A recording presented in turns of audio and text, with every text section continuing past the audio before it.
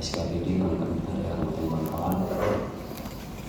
Mungkin begini, begitu Pak Univisor, dari beberapa uraian yang disampaikan oleh teman-teman sahabat-sahabat kita ini lebih pada persoalan komitmen dan integritas masing-masing SKPD sebanyak 24 perihal sejauh mana tingkat kehadiran, tingkat partisipasi mereka dalam visi misinya Bupati kaitannya dengan mendekatkan pelayanan terhadap masyarakat.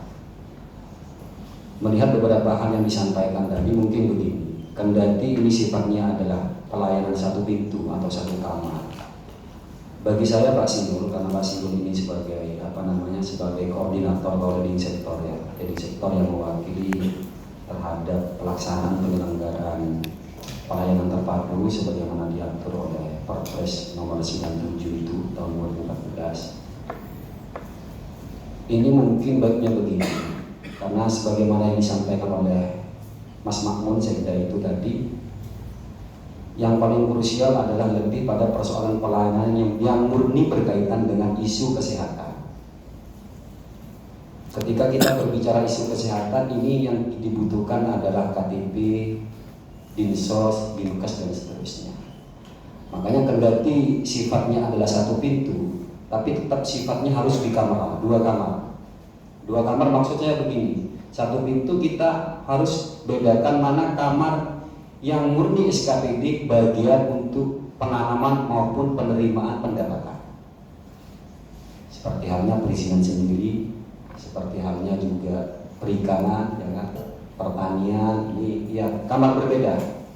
Untuk yang dinas kesehatan, dukcapil dan seterusnya, ini kamar yang lain. Artinya masyarakat biar nggak terlalu repot-repot gitu, ke kanan ke kiri. Jadi satu baris yang sebelah kanan ini murni adalah untuk yang pelayanan dasar, kesehatan, pendidikan. Untuk yang kamar lain ini adalah kaitannya dengan kamar tentang penerimaan ataupun pendapatan, ya, demi kemudian investasi dan seterusnya itu. Mungkin itu. Cuman yang perlu saya tanyakan Pak Sinul, dan juga ini juga menjadi kunci jawaban dari beberapa keberatan tadi tentang makan.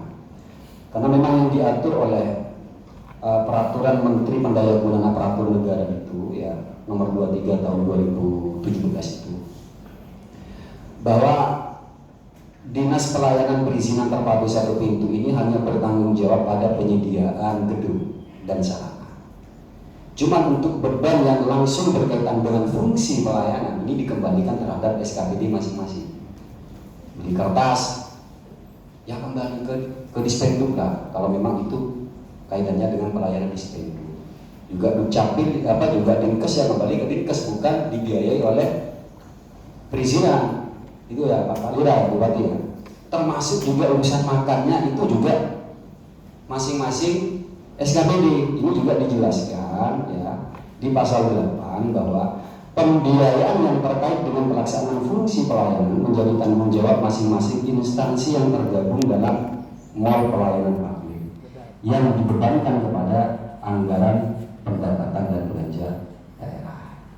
Jadi tidak masuk akal dan juga ini juga tidak menjadi alasan ketika terjadinya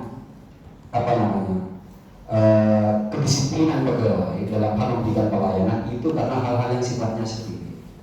Karena di sini sudah jelas yang langsung berkaitan dengan fungsi pelayanan itu dibebankan langsung terhadap masing-masing SKPD, bukan ke dinas perizinan. Jadi dinas perizinan hanya sebatas menyediakan gedung dan sarana, kipas angin, AC itu minta ke perizinan, meja bisa minta ke perizinan, gedung bisa minta perizinan, tapi yang lain dikembalikan ke dapur masing-masing.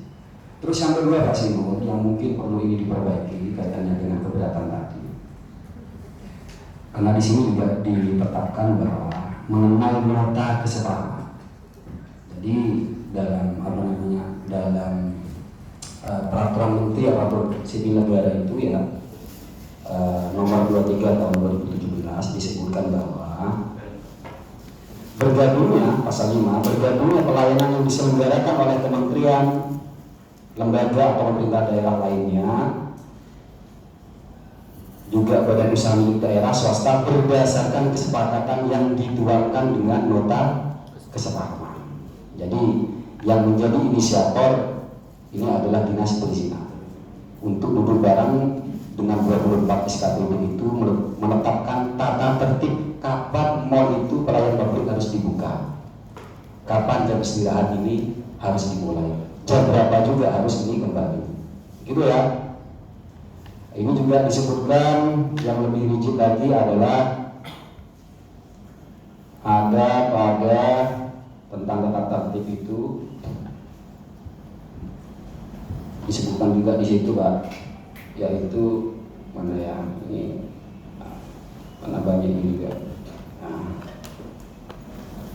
Pimpinan organisasi perangkat daerah yang menyelenggarakan tugas dan fungsi di bidang penanaman modal dan pelayanan terpadu satu pintu sebagaimana dimaksud dalam ayat 1. Ini ada pada peraturan menteri ya.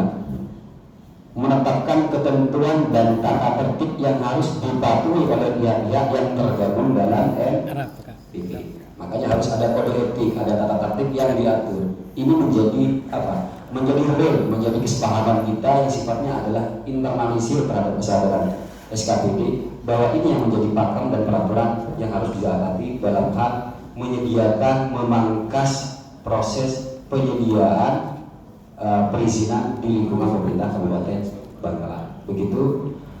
Terima kasih dari saya. Wassalamualaikum warahmatullahi wabarakatuh.